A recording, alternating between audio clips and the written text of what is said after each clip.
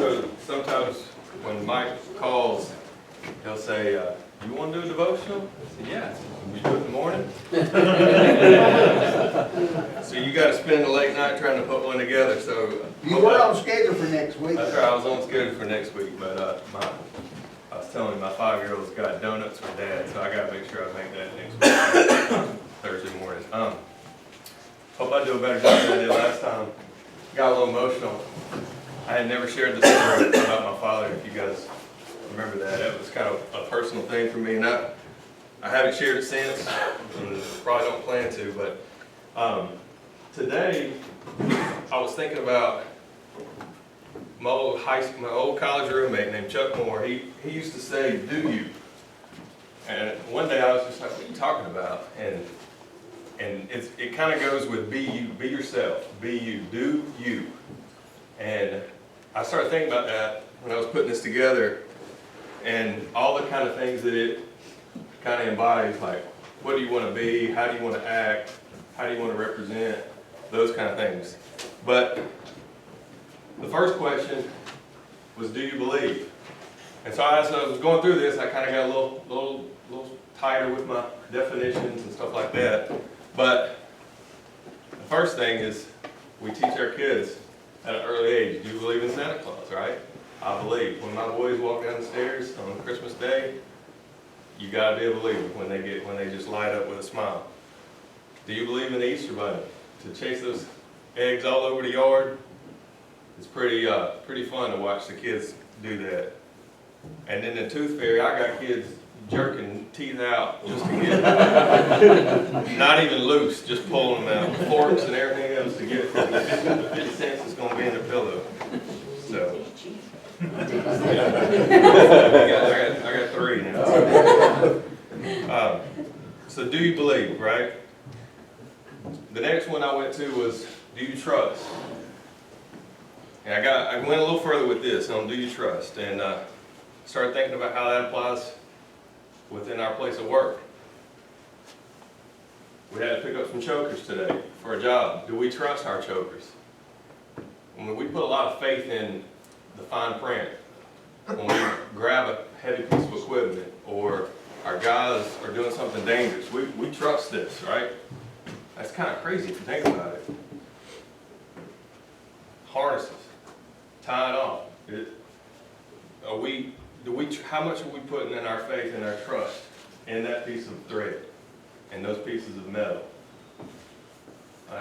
We saw one of our workers here the other day just snap a piece of metal.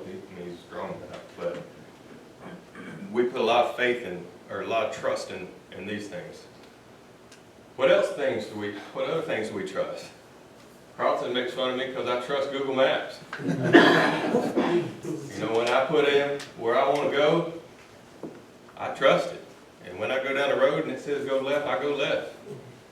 But I end up here sometimes. And it tells me to walk to my destination, whether I'm going to somewhere in North Carolina or whatever. But the trust I put in Siri and Google Maps to get me to places is kind of crazy. It's a piece of computer, a piece of technology. How much trust do we have in this team? Dabo just recently went on the Clemsoning topic, because a lot of people don't have that kind of trust, right? And if you watch sports, you know what I'm talking about. But the fans, 100,000 plus fans fill the stadium. People watch it all over. We've got a lot of trust in the 11 guys on the field at any time.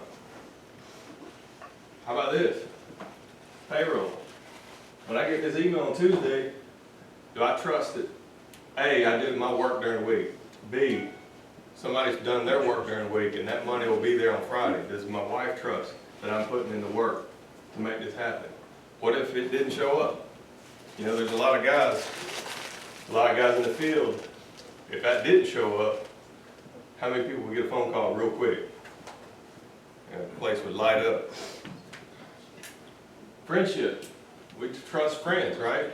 Whether it be, hey, I'm going to be there on time, or hey, will you do this for me, or those kind of things. Mike asked me, well, I'll put this together. Sure. You know, you put a lot of trust in friendships. Trust in our co-workers. You know, hey, I'm gonna take care of this. You got that? Yeah, I've got that. Everybody working for the good of the team to get better. I know there's people on a daily basis that I let down. We all do in work, right? I'm asked to do something, I can't meet a timeline or a deadline or a request. It just happens, right? Spouses. How many of us trust our spouses? Hopefully, we can grow old with our spouse. We can hold hands into old age. I was talking with my wife about this last night, and it's a great thing to be able to talk to your wife about the devotion you're going to lead the next morning. So going a little further, do you have faith? All right, so do you believe? All right, you can believe in Santa Claus. Do you trust? It's a little more hardcore. You got your spouses. You've got things that ride on it. But then going into faith, do you have faith? So what is faith? Faith by definition. It says complete trust or confidence in someone or something. A strong belief in God or in the doctrines of religion based on spiritual apprehension rather than proof. So believing in something that you don't see. Believing something that you may have a little bit of a question mark, but I'm going to believe in it.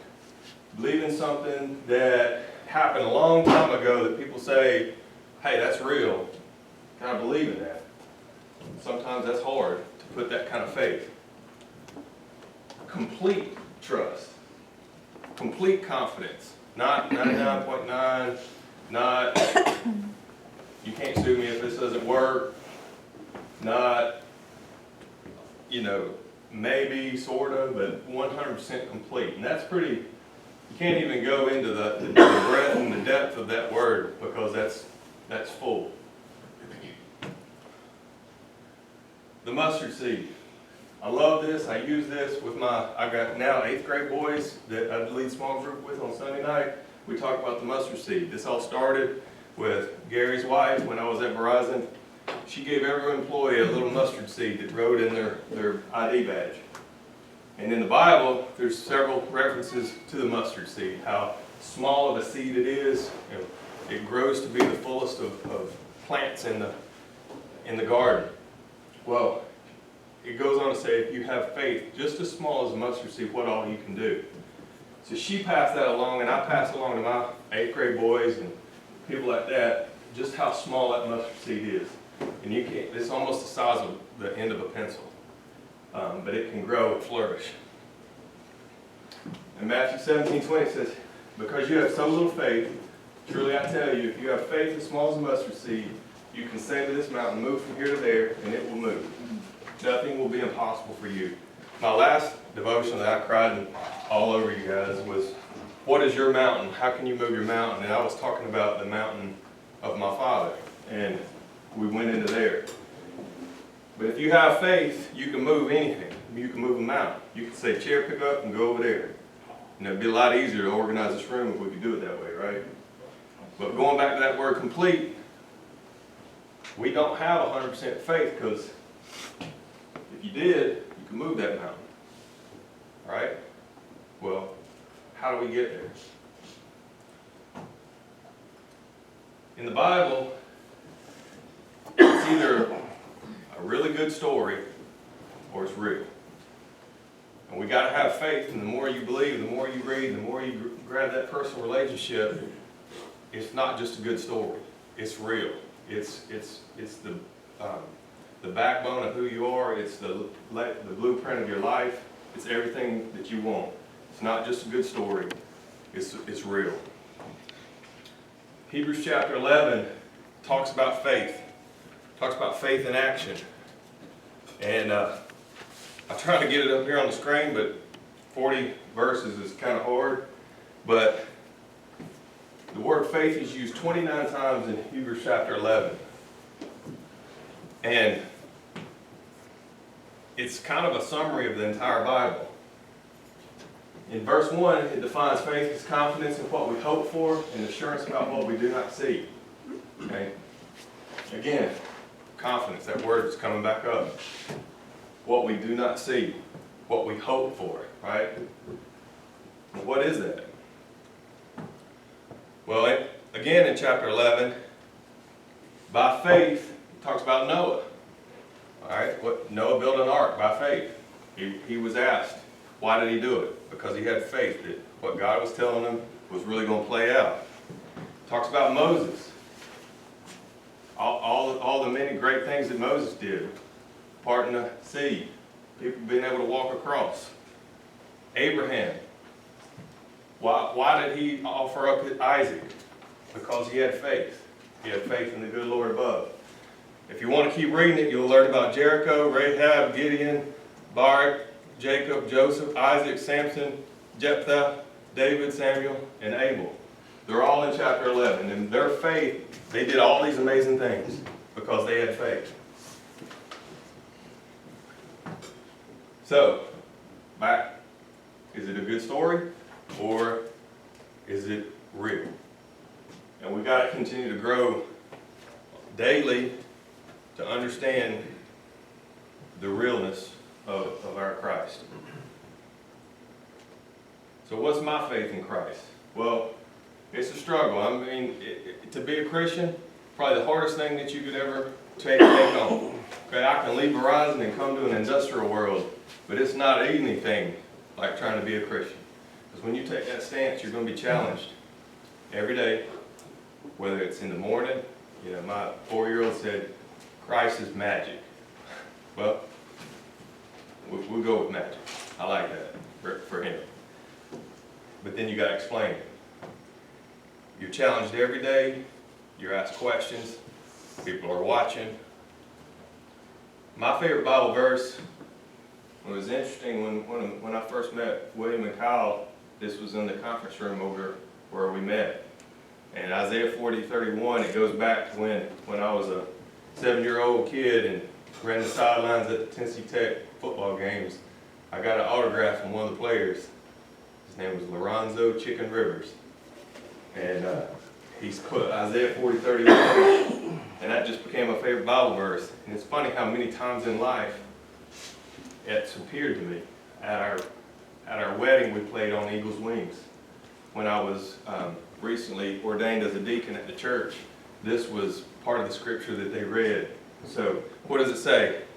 But they that wait upon the Lord shall renew their strength, shall mount their wings as eagles, they shall run, not be weary, they shall walk and not faint. Like I said, being a Christian is hard. It's really hard. You know, I'm probably the worst at it, but because you have faith, because you believe, because you trust, that strength can be renewed. You can run, you don't get tired, you can stand up for whatever Christ is putting in your path as many times as you need. Why is all this possible, right? The cross. The cross, if you've ever heard like a scientific explanation of the cross, it gets pretty deep and pretty strong. But when we do this with our 8th graders, we have a nail spike. We talk about how they went about doing this. People say the nail-scarred hand, right? But actually went through the wrist. And it was extreme power. If you pulled up, the pain was unbelievable. In the legs, they hit different places of the body to where there was minimal blood with the most pain possible. And when they talk about when he was walking and he was getting beaten, what that would have been like is pretty amazing. And they tried to compare it to what those lacerations would have been like from a medical point of view, and it's pretty gruesome if you want to hear about it. But we pass around that spike so the kids can feel it and see it, and what it would have been like when Jesus hung there on the cross. But above was a sign. And on that sign, it had this word. Carlton, you know how to pronounce that? It's tetelestai. Okay? Tetelestai. What tetelestai means is it is finished. Okay? And what they did was anytime somebody served a penance within jail or whatnot, they had whatever their wrongdoing was right on the outside of their jail cell, if you will. And whenever they were finished, with their punishment, then they got to turn the sign around, and it had the words Telestai on it, meaning it is finished. That on the back was their sin, and on the front was meaning it was done. And so I like to reference it as paid in full. And so whatever we owe, and Lord knows it, we owe a lot, it's been paid in full because of the cross. And so it's a funny word, it's a hard word, but when you explain it, my 8th grade kids, they can roll that word off their tongue right now because they know and they feel that their sins have been paid in full. That's all I got. So.